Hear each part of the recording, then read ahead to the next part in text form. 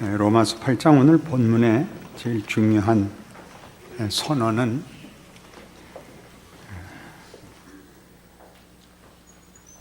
16절에 있는 바와 같이 성령이 친히 우리의 영과 더불어 우리가 하나님의 자녀인 것을 증언한다 하는 구절일 것입니다. 우리는 하나님의 자녀입니다. 로마서 7장이 하나님 없는 죄 가운데 살던 과거를 설명하는 것이라면 8장은 예수 그리스도로 말미암는 구원으로 인하여 하나님과의 관계가 정상화된 자녀인 현재를 그리고 있습니다. 역사적으로는 그것이 예수의 오심으로 역사가 둘로 나뉘고 각 개인에게는 태어나서 구주를 영접하고 예수를 믿는 것으로 적용이 됩니다.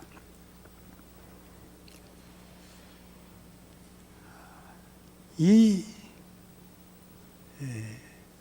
중요한 두 대조는 7장 24절에 있었던 오호라 나는 곤고한 사람이로다 이 사망의 몸에서 누가 나를 건져내랴 라는 과거와 8장 1절에 있는 바와 같이 그러므로 이제 그리스도 예수 안에 있는 자에게는 결코 정죄함이 없나니 이는 그리스도 예수 안에 있는 생명의 성령의 법이 죄와 사망의 법에서 너를 해방하였음이라와 대조됩니다. 이 대조를 많이들 분명치 않게 갖고 있습니다. 둘이 대조되지만 살다가 죄를 짓는 문제를 직면하면 다시 7장으로 갔다가 다시 8장으로 왔다가 하는 식으로 이 문제를 우회하곤 합니다. 우리는 더 이상 정죄가 없는 지위, 운명에 들어와 있다. 그게 로마서 8장 이야기입니다. 정죄는 법을 기준으로 가질 때 생기는 것이고 사랑을 기준으로 가지고 들이대면 거기는 심판이라는 건 없다. 그렇게 얘기하는 것이죠. 잘못한 것은 있지만 하나님과의 관계가 예수 안에서 정상화된 다음에 그 관계가 깨지는 법은 없다. 우리 일반 성도들이 이해하는 식으로는 구원은 취소되지 않는다. 잘못하면 어떻게 되는가? 혼난다. 잘못한 데 대한 벌을 받는 개념이 아니고 잘못한 것이 무엇인가를 결과를 보게 한다. 그래서 더러움과 부끄러움과 못난 자리로부터 영광과 명예로 나아가도록 인도하심을 받는다. 여기가 중요해서 두려워하지 말라.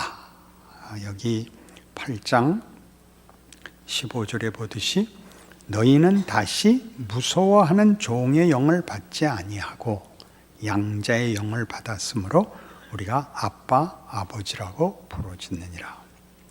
두려워한다는 개념은 요한일서 4장에서 이렇게 잘 설명되고 있습니다. 중요한 구절이라서 요한일서 4장 18절은 꼭 기억을 하셔야 됩니다. 요한일서 4장 18절 사랑 안에 두려움이 없고 온전한 사랑이 두려움을 내쫓나니 391페이지입니다. 사랑 안에 두려움이 없고 온전한 사랑이 두려움을 내쫓나니 두려움에는 형벌이 있습니다. 두려워하는 자는 사랑 안에서 온전히 이루지 못하였느니라. 그러므로 그리스도 예수 안에 있는 자에게는 결코 정죄함이 없나니 이걸 기억해야 됩니다. 이런 얘기들이 우리에게는 이렇게 단편적으로 제일 잘 돼 있는 경우가 교리적으로 그다음에 개인에게 있어서는 성경에 있는 말씀이라는 어떤 증거 구절로 남아 있어서 그 전체적인 문맥, 전체가 이런 단어들, 이런 선언들로 만들어내는 중요한 전체 이야기는 모두 부족한 것으로 보입니다. 로마서 8장까지 오도록 그 앞을 제가 약간 개관을 하겠습니다. 한번 쫓아와 보십시오. 복음은 이렇게 정의되고 선언됐습니다. 1장 16절이었죠. 내가 복음을 부끄러워하지 아니하노니 이 복음은 모든 믿는 자에게 구원을 주시는 하나님의 권능이니라. 하나님의 권능임이라. 하나님의 권능. 믿는 자에게라는 것은 믿어야 된다는 조건이 아니고 믿음이라는 방식으로 주어진, 믿음의 등장은 율법과 대조되는 자격과 조건을 만드는 방식이 아니라 주는 자의 방식, 은혜와 선물로 주는 방식으로 모든 이에게 준 하나님의 권능입니다. 복음이 왜 필요하냐? 1장 18절부터 3장 20절에 이르도록 우리가 하나님 없이 살고 그래서 부패하고 있고 왜곡되어 있고 죽고 있다라고 선언하죠. 3장에 있는 10절, 11절, 12절을 예로 들면 의인은 없나니 하나도 없고 하나님을 찾는 자도 없고 선을 행하는 자도 없도다. 20절에 율법으로는 죄를 깨달음이라 율법의 행위로 구원을 얻을 자는 없다. 이렇게 인류의 희망을 닫아버립니다. 그리고 이제 복음이 등장하죠. 21절. 그러나 이제는 하나님의 한 의가 나타났습니다. 예수 그리스도 안에서 나타난 하나님의 한 의는 율법과 선지자들에게 증거를 받은 것이었습니다. 곧 예수 그리스도를 믿음으로 말미암는 하나님의 의니 차별이 없느니라. 그때 말하는 차별은 뭐겠어요? 잘잘못, 유무능의 문제가 아닌 하나님이 주시는 구원이죠. 이렇게 구원이 선언됐습니다. 그래서 이것이 우리가 만들어 얻는 보상이 아니라 하나님께서 은혜로, 다른 표현으로 믿음으로 주시는 방법이기에 이것을 설명하기 위하여 4장에서 아브라함을 다시 설명하죠. 믿음의 조상 아브라함이 무엇을 얻었단 말인가? 어떻게 그 의를 얻었단 말인가? 하나님이 불러 약속하여 그에게 의를 줬을 뿐이다. 그에게 의를 준 것은 아브라함의 실력이 아니고 하나님의 의요, 하나님의 자비였다. 아브라함이 믿은 하나님은 어떤 하나님이길래? 그는 창조의 하나님이요, 그는 부활의 하나님이다. 이게 복음이 성립되는, 복음이 구체적으로 힘을 쓰는 방식이 하나님의 은혜와 자비에 의한 것이라를 설명하는 4장입니다. 그래서 5장에 오면 아담 안에서 모든 사람이 죽은 것 같이 아이들이 죄 짓기 전에 죽지 않더냐? 다 죄인으로 태어나지 않더냐? 모든 인류가 아담의 후손으로 아담의 범죄에 갇힌 것 같이 똑같이 그 법칙이 그토록 진지한 것이었다면 예수 안에서는, 하나님의 아들인 예수 안에서 일어난, 인류에게 일어난 일은 어찌 더 진실이 아니겠느냐? 그게 5장 얘기입니다. 아담 안에서 우리가 모두 죽었던 것 같이 예수 안에서 우리 모든 인류는 살아나리라. 5장이죠. 그래서 6장에 오면 그런즉 우리가 무슨 말 하리요? 은혜로 구원을 얻었으니 책임이 없느냐? 아무래도 좋으냐? 그럴 수 없느니라. 죽어가던 인생에서 못나게 살던 인생에서 부활과 영광으로 새 생명을 얻었으니 이제는 바로 살아야 될 것 아니냐? 멋지게 해봐야 될 거 아니냐? 이게 6장 얘기입니다. 죄가 너희를 주관치 못할 것이다. 그 전에 우리가 속수무책이었던 아담의 후손으로서 죄의 권세에 붙잡혀 있었다면 이제는 로마서 8장식으로 얘기하면 생명과 성령의 법이 죄와 사망의 법에서 너희를 해방하였음이라. 이걸 대조하는 겁니다. 예수를 믿는다, 복음을 믿는다라는 말이 무슨 의미인지, 얼마나 큰 차원에서 인류, 역사, 운명에 대하여 하나님이 어떻게 역사에 개입하여 인류에게 반전을, 부활의 승리를 예수 안에서 이루셨는가를 제대로 이해 못하니까 그 적용의 차원에서 선택, 유지, 자격이라는 것이 늘 우리를 7장으로 갔다, 8장으로 왔다. 그렇죠? 오라나는 곤고한 사람이로다로 가서 죽어나다가 또 어느 날 은혜를 입으면 8장에 온 것 같았다가 8장에 와 있으면 쭉 8장이 유지되는 게 아니라 또 이렇게 어려운 일이 생기면 또 6장쯤 가서 예수 안에 있다는데 무슨 고생을 이렇게 시키세요? 여기 또 갔다가 이 로마서 전체가 하는 얘기 이렇게 크게 하나님이 역사 속에서 모든 인류를 어떻게 다루어 지금 어디에 왔는가를 설명하는 부분을 놓치곤 합니다. 우린 못날 수 있습니다. 실수할 수 있습니다. 그러나 운명을 바꿀 수는 없습니다. 아담 안에서 모든 사람이 죽었던 것 같이 예수 안에서 하나님의 자녀들은 모두 승리를 할 것입니다. 그 과정이 얼마나 복잡할지는, 그 과정이 우리 눈에 어떻게 보일지는 각각 다를 겁니다. 그건 로마서가 다루는 내용이 아닙니다.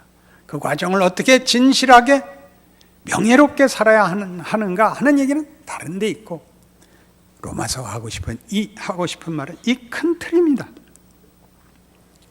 그래서 6장 다시 보시면 이 8장의 얘기들은 이런 배경 없이는 사실은 이해가 잘 안 될 수 있습니다. 6장 4절, 그러므로 우리가 그의 죽으심과 합하여 세례를 받음으로 그와 함께 장사되었나니 이는 아버지의 영광으로 말미암아 그리스도를 죽은 자 가운데서 살리심과 같이 우리로 또한 새 생명 가운데서 행하게 하려 함이라. 우리는 새로운 생명을 가진 겁니다. 사망에게 지지 않는 생명을 가집니다.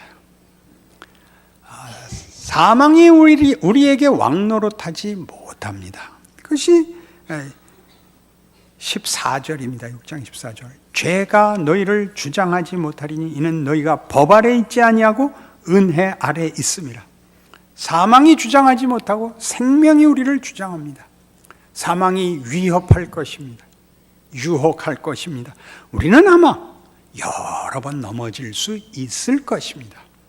그 넘어짐은 넘어짐으로 끝나지 않고 다시 일어서게 만들 것입니다. 그 넘어진 것이 우리를 더 단련하고 더 깊이 있게 할 것입니다. 회개의 기도는 회개의 기도를 함으로써 해결되는 것이 아니라 하나님이 나를 자폭과 실패해서 끝내지 않아 붙잡아 일으키는 손길이라는 걸 알아야 회개의 기도는 힘이 붙는 겁니다. 회개를 해서 용서를 받는 것이 아니라 회개를 할 수 있다, 일어설 수 있다, 돌이킬 수 있다, 죽음으로 끝나지 않는다 를 모르고 회개의 기도를 하면 답이 나오질 않습니다. 왜요? 다음에 또 넘어지니까. 그것이 몇 번을 넘어져도 좋다, 내가 다시 일으킨다를 아는 거라면 우리는 회개의 기도를 제대로 할 수 있습니다. 그런데 문제는 이러한 구원이 문제는 오늘 로마서 8장에서 보시다시피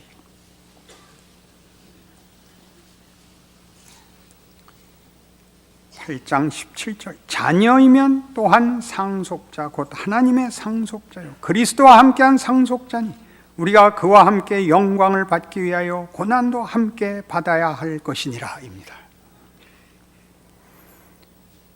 복음의 놀라운 점은 하나님을 외면한 인간을 구원하기로 작정하사 그의 아들을 보내셨다는 것입니다. 우리를 구원하기 위하여 그 아들을 십자가에 못 박았다고 합니다. 그리하여 아무 자격이 없는 우리를, 아무런 이해가 없는 우리를 로마서 5장 8절식으로 얘기해서 우리가 아직 죄인 되었을 때 우리를 위하여 그리스도께서 죽으심으로 아버지께서 우리에 대한 사랑을 확증하십니다. 우리가 자격이 없을 때, 이해하지 못할 때, 구하기 전에 그것은 매우 신비롭고 놀라워서 많은 사람들이 왜 납니까 주님? 이라는 표현을 남겼습니다. 왜 저 같은 것을 구원하십니까? 이제 로마서 8장에서 하는 얘기는 그것만이 놀라운 것이 아니라 또 하나의 놀라움이 있는데 예수로 구원해 놓고 구원받은 그 하나님의 모든 의지와 성의와 능력을 동원하여 죄 가운데서 꺼낸 하나님의 백성을 고난으로 집어넣는다는 사실입니다. 이걸 우리가 이해하지 못합니다. 죄인을 하나님의 권능으로 꺼냈다. 은혜와 믿음으로 꺼냈다. 우리가 죄인이었을 때 우리의 모든 죄를 예수 그리스도와 그의 피로 사하셨다. 그것만으로도 이해가 가지 않고 엄청난데 그렇게 꺼내가지고 고난으로 보낸다는 것이죠. 고난으로. 같은 로마서 5장엔 이렇게 얘기했었습니다.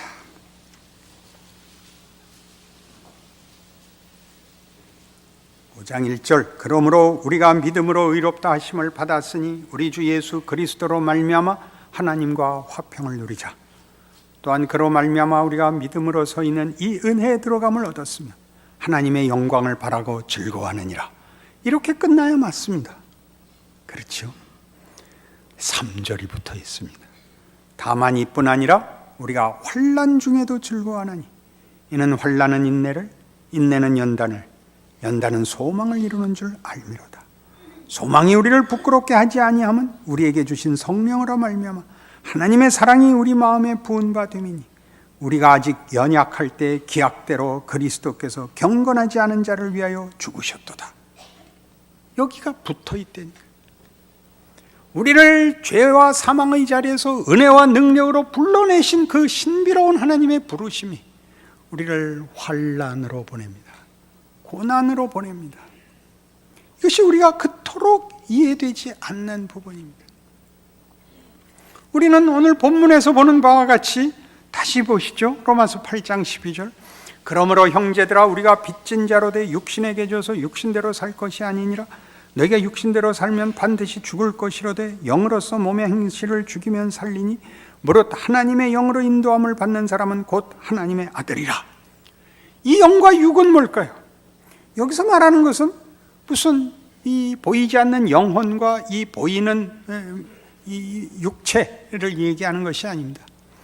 로마서에서 육신이라고 얘기할 때는 그것은 하나님 없이 사는 존재, 삶, 이것이 육신입니다.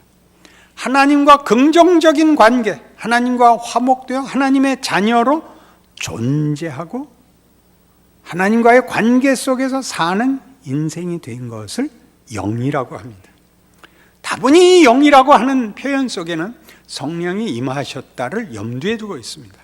성령이 임하셨다는 것은 체험적인 사건에 불과한 것이 아니라 늘 강조하듯이 예수 그리스도의 죽으심의 증언으로서 성령입니다. 성령은 예수가 누군가를 증언하러 오시는 분입니다. 성령을 논할 때 예수와 그의 죽으심을 빼어놓고 성령을 논할 수 없습니다. 그런 여러 이유에서 하나님과 긍정적인 관계, 아버지와 자녀라는 관계에 들어와 살게 된, 존재하게 된 존재와 삶의 방식, 이걸 영이라고 합니다. 여기서 너희가 육신대로 살지 말고 영으로서 몸의 행실을 죽이면 산다 라는 것이 종교적이고 윤리적이고 도덕적이고 실용적이고 명분적이고 그렇게 보이지 않습니까? 그러나 17절에 있는 것 같이 자녀이면 또한 상속자 곧 하나님의 상속자요 그리스도와 함께 한 상속자니 우리가 그와 함께 영광을 받기 위하여 고난도 함께 받아야 할 것이니라. 이게 무서운 말이 들어가 있습니다. 예수가 그리한 것처럼 고난을 통해서만 이 구원의 궁극적인 자리, 영광의 자리에 들어간다고 합니다. 빌립보서 2장입니다.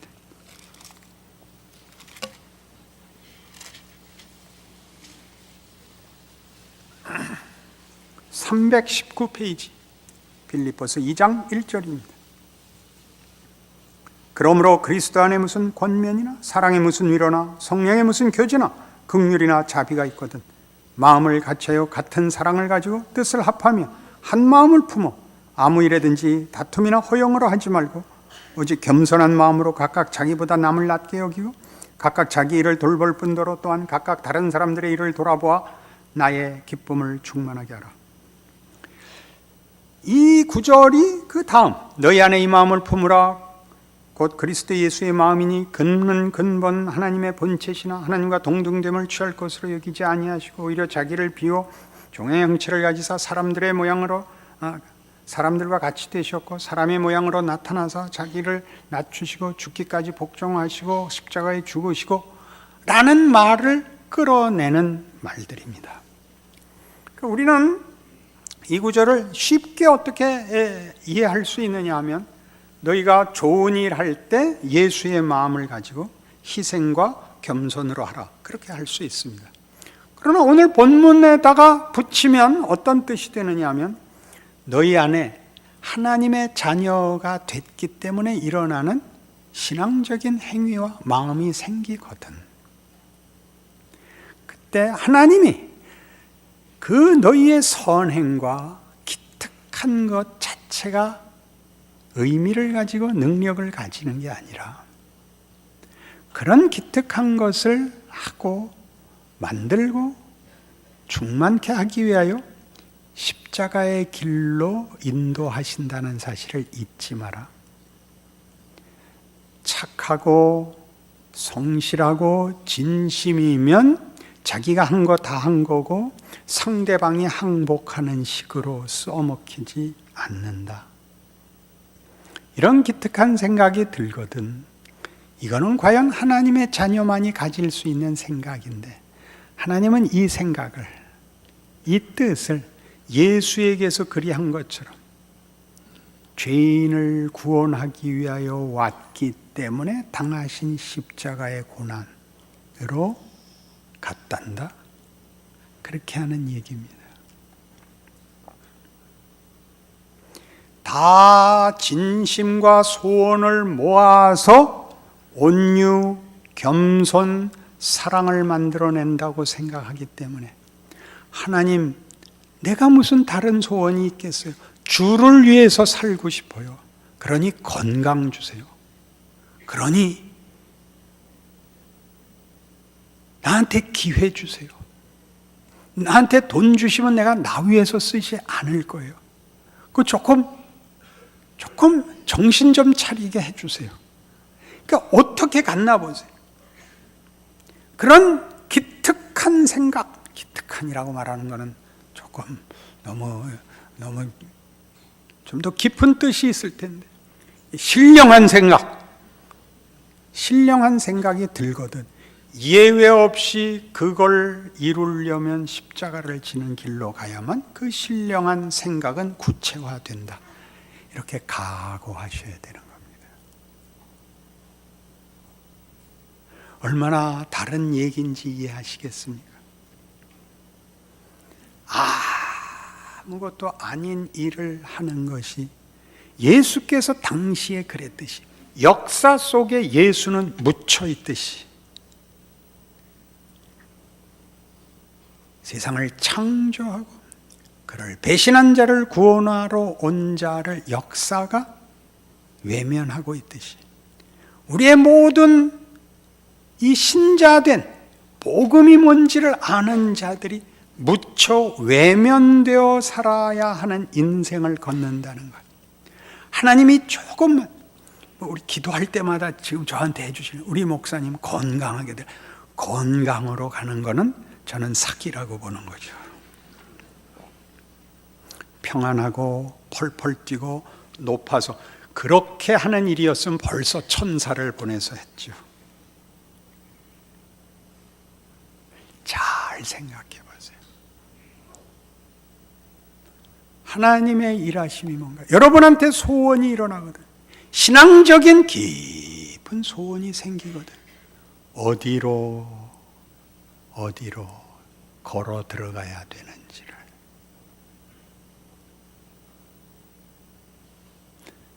자녀이면 또한 후사. 주와 함께 하나님의 상속자가 된 후사이면 그와 함께 영광을 받기 위하여 고난도 함께 받아야 할 것이니라. 이것이 하나님이 일하시는 방법입니다.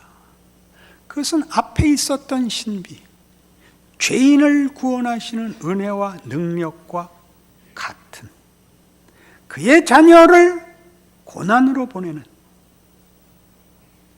그 자녀의 대표인 예수 그리스도가 십자가의 길로 들어섬으로써 그래서 만든 길이라는 사실입니다.